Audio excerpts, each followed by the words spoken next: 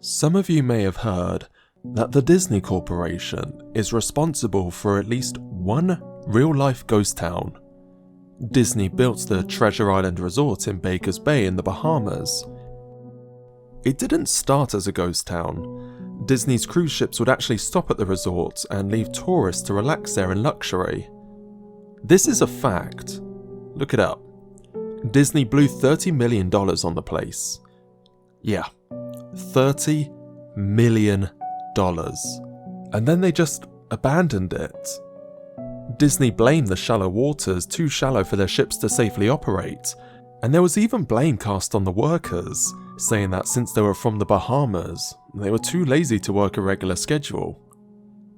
That's where the factual nature of this story ends. Let's be honest, it wasn't because of sand, and it obviously wasn't because foreigners are lazy. Both are convenient excuses. No, I sincerely doubt that these reasons were legitimate. Why don't I buy the official story? Because of Mowgli's Palace. Near the beachside city of Emerald Isle in North Carolina, Disney began construction of Mowgli's Palace in the late 1990s. The concept was a jungle-themed resort with a large, you guessed it, palace in the centre of the whole thing. If you're unfamiliar with the character of Mowgli, then you might better remember the story The Jungle Book. If you haven't seen it anywhere else, you'd know it from the Disney cartoon from decades past. Mowgli is an abandoned child in the jungle, essentially raised by animals and simultaneously threatened or pursued by other animals. Mowgli's Palace was a controversial undertaking from the start. Disney bought up a ton of high-priced land for the project, and there was actually a scandal surrounding some of the purchases. The local government claimed eminent domain on people's homes, and then they turned around and sold the properties to Disney. At one point, a home that had just been constructed was immediately condemned with little to no explanation. The land grabbed by the government was supposedly for some fictional highway project.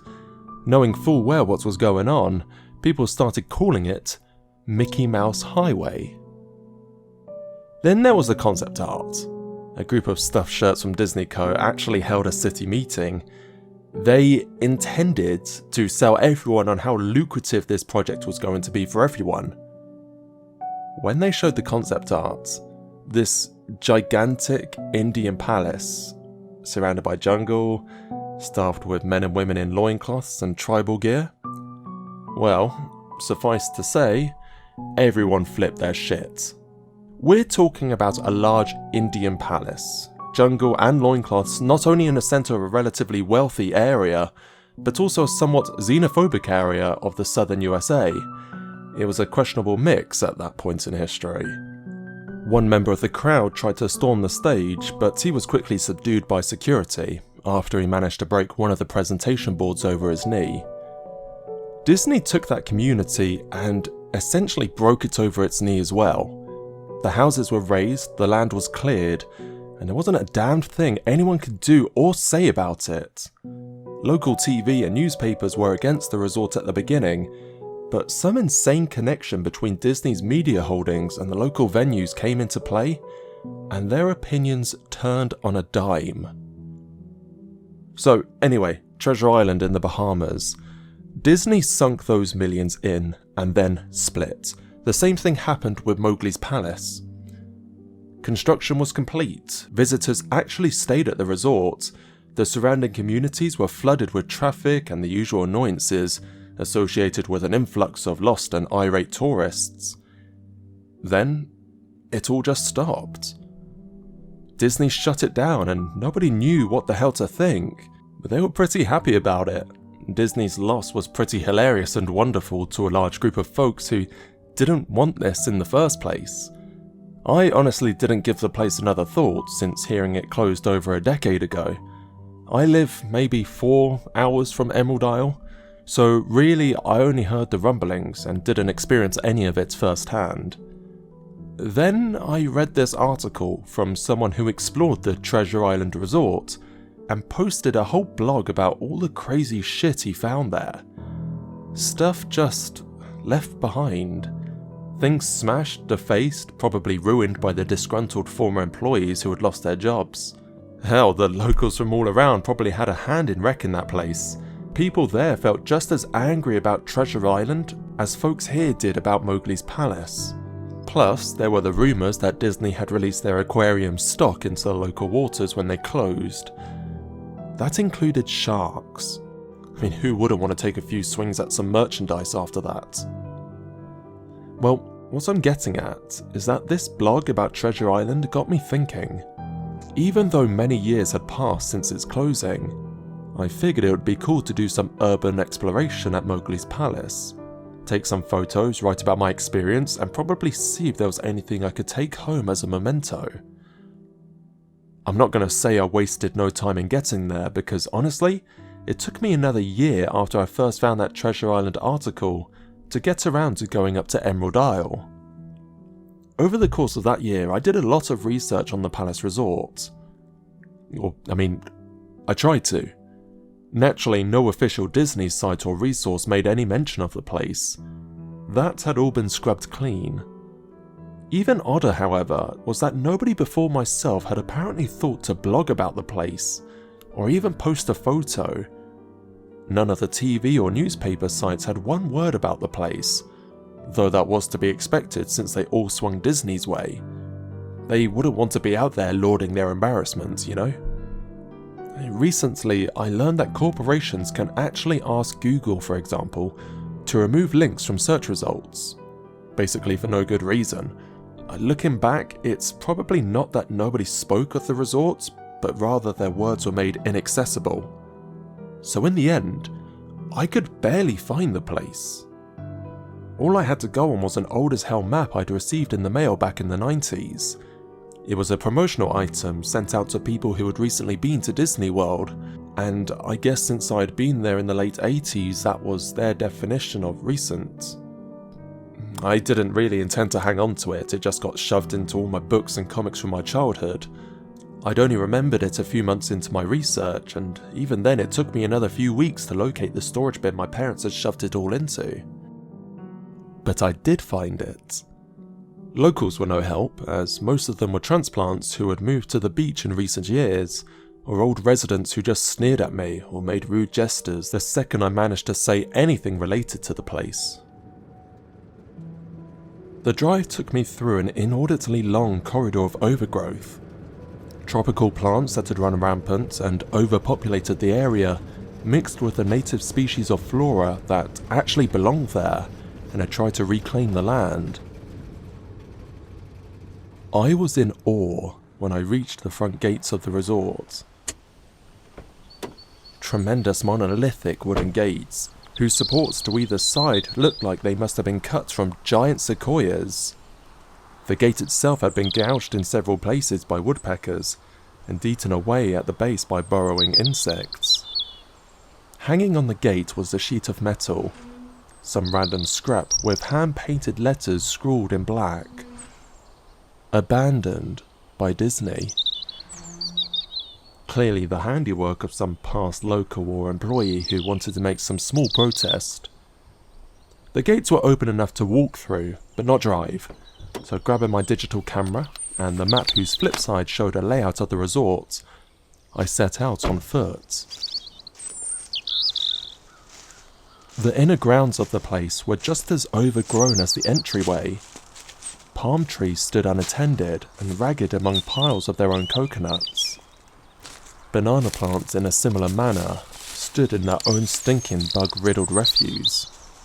There was a sort of clash between order and chaos, as carefully planted rows of flowers mixed with the obnoxious tall weeds and stinking blackened mushrooms. All that remained of any outdoor structures were broken, rotting wood and various charred bits of unidentifiable material. What was most likely an information booth or an outdoor bar was now simply a pile of assorted debris, chopped up by past vandalism and ravaged by weather.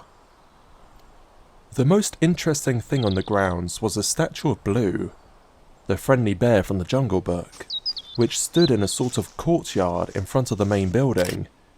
He was frozen in a jovial wave towards no one, staring into empty space with a silly, toothy grin as bird shit covered the whole swaths of his fur, and vines ensnared his platform. I approached the main building, the palace, only to find the outside of the building covered in graffiti, where the original paint had been peeled and chipped away. The front doors weren't just open, they'd been taken off their hinges and were stolen. Above the front doors, or the gaping maw where they should have been, someone had once again painted, "Abandoned by Disney." I wish I could tell you all about the awesome stuff I saw inside the palace. Forgotten statues, abandoned cash registers, a full-fledged society of homeless bums. But no. The inside of the building was so stark, so bare, that I actually think people had stolen the moulding off the walls. Anything too big to steal, counters, desks, giant fake trees, they were all resting in this empty echo chamber. I checked the floor plan and headed to all the locations that might seem in any way interesting. The kitchen was, as you'd imagine, an industrial food prep area with all the appliances and space, no expenses spared. Every glass surface was broken, every door knocked off its hinges, every metal surface kicked and dented. The entire place smelled like very, very old piss. The huge freezer, not even remotely cool now, had row upon row of empty shelf space. Hooks hung from the ceiling, probably for hanging cuts of meat, and as I stood inside for a moment, I noticed they were swinging. Each hook swung in a different direction, but their movements were so slow and so small that it was almost impossible to see. I figured it had been caused by my footsteps, so I stopped one from swinging by clutching it in my fist, then carefully letting it go. But within seconds, it started to swing once more. The bathrooms were in much the same state as the rest of the place. Just like Treasure Island Resort, someone had methodically smashed each porcelain commode with coconuts and other implements. There was about half an inch of rancid, stinking, stagnant water on the floor, so I didn't stay there very long. What's odd is that the toilets and sinks all dripped, leaked, or just ran freely. It seemed to me like someone should have shut off the water a long time ago. There were plenty of rooms in the resort, but naturally I didn't have time to look through them all. The few I did peer into were pretty much wrecked, and I didn't expect to find anything there. I thought there was actually a television or radio in one room, as when I put my ear to the door, I really think I heard a quiet conversation coming out. I didn't believe it. Well, why do you think you're here? I didn't know that. I didn't know that. But your father told you. Now, I know how ridiculous that sounds. I'm just telling you what I experienced. Why I thought there might have been something running in that room. Or worse, some vagrants who had holed up in there and probably would have knifed me.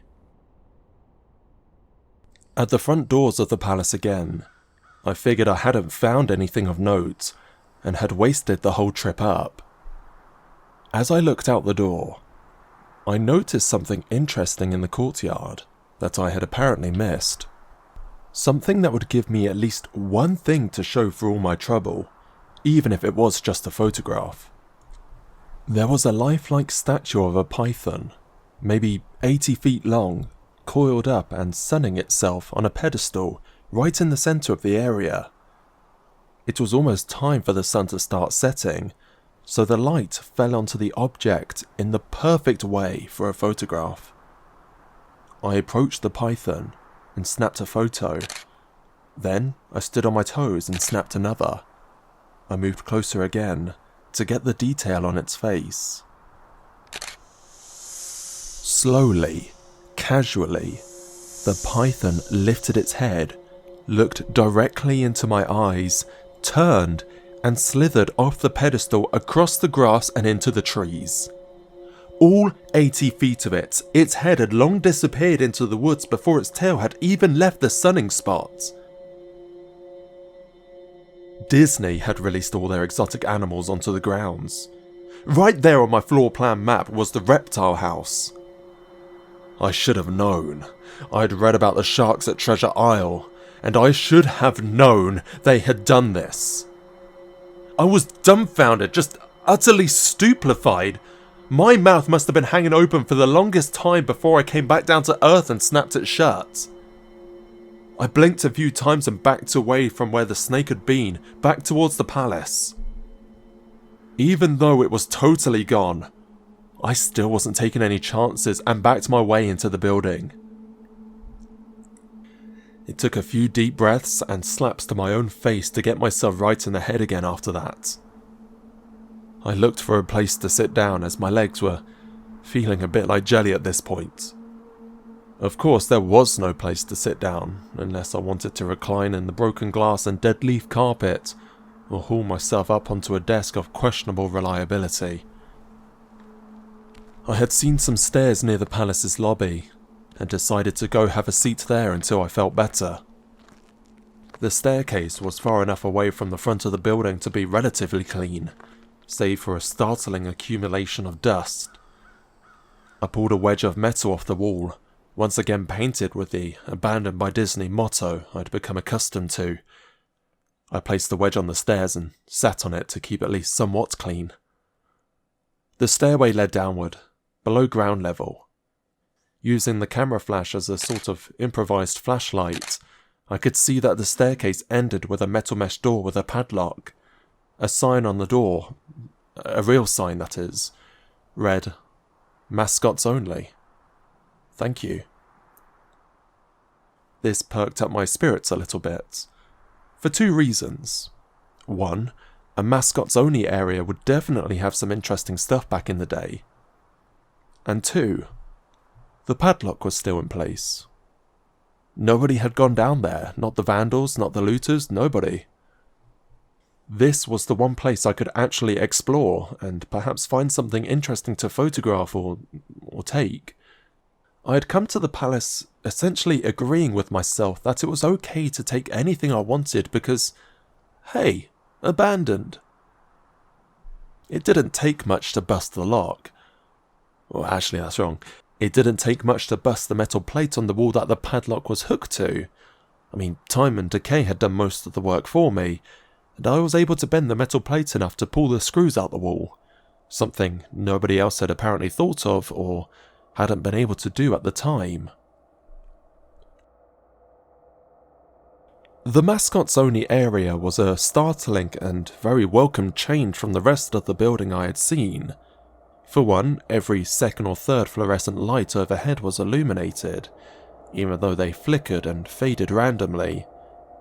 Also, nothing had been stolen or broken, even if age and exposure were definitely taking their toll.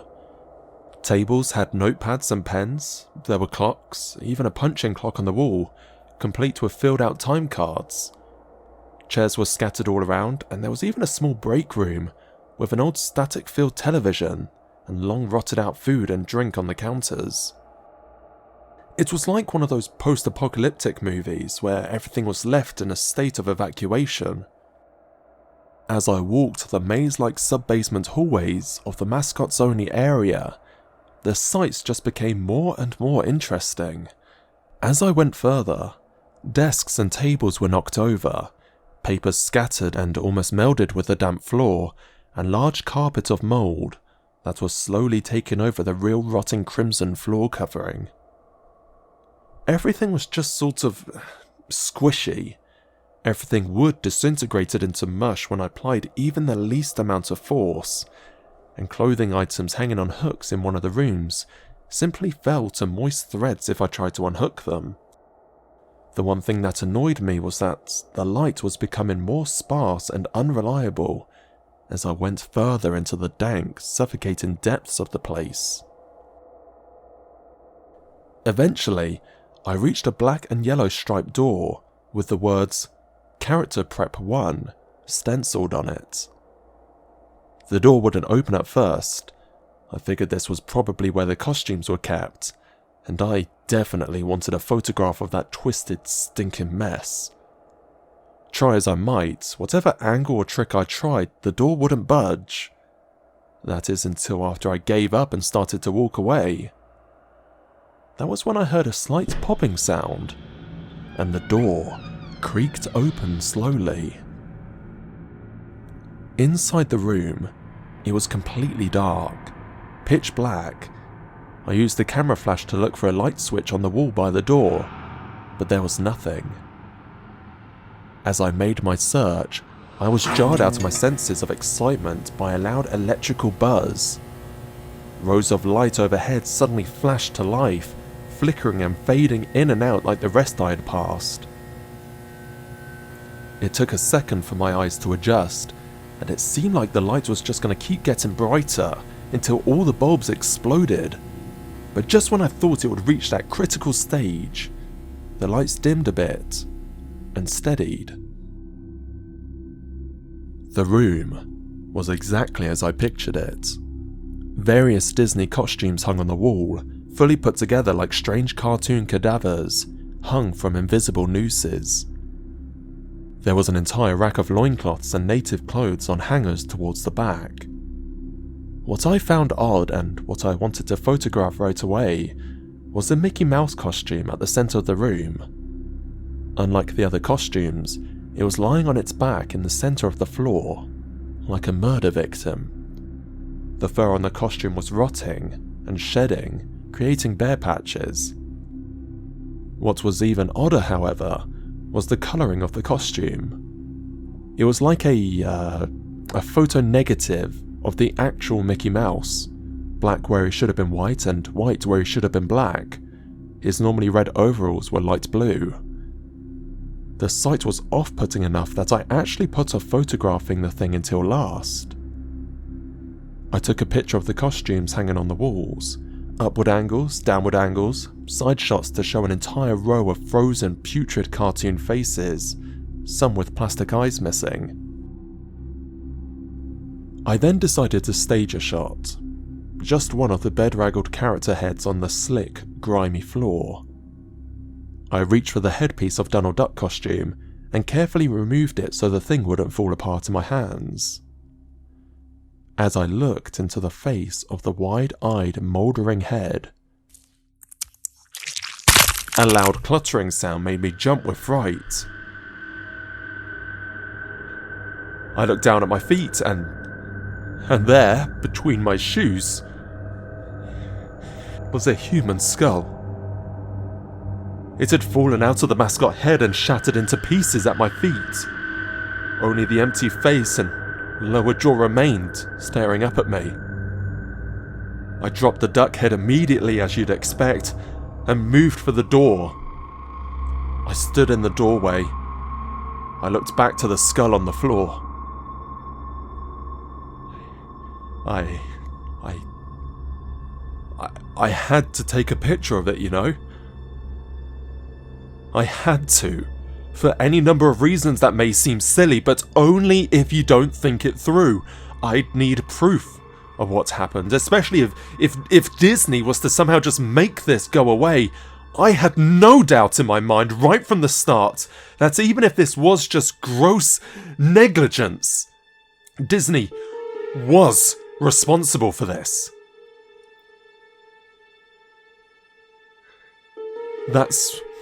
That's when Mickey, that photo opposite Mickey Mouse in the middle of the floor, started to get up.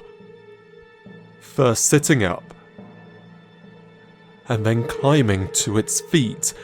The Mickey Mouse costume, or whoever was inside it, stood there at the centre of the room, its fake face just staring directly at me as I mumbled, "No, no, no, no," over and over and over again. With shaking hands and a violently thrashing heart and legs that had once again turned to jelly, I managed to lift the camera and aim it at the opposite creature that was now quietly sizing me up. The digital camera screen displayed only dead pixels in the shape of the thing. It was a perfect silhouette of the Mickey costume. As the camera moved in my unsteady hands, the dead pixels spread, marring the screen wherever Mickey's outline moved to. And then the camera died. Went blank. Quiet. Broken. I raised my eyes once again to the Mickey Mouse costume. Hey, It said, in a hushed, perverted but perfectly executed Mickey Mouse voice. Wanna see my head come off? It started to pull at its own head, working its clumsy gloved-clad fingers around its neck, clawing impatient movements similar to a wounded man trying to pull himself free of a predator's jaws. There was so much thick, chunky yellow blood. I turned away as I heard a sickening tear of cloth and flesh. Only cared about getting away. Above the doorway out of this room, I saw the final message clawed into the metal with bone or fingernails. Abandoned by God. I never got the pictures out of the camera. I never wrote the blog entry about it. After I ran from that place, I fled for my sanity, if not for my very life. I knew why Disney didn't want anybody to know about this place. They didn't want anyone like me getting in. Because they didn't want anything like that getting out.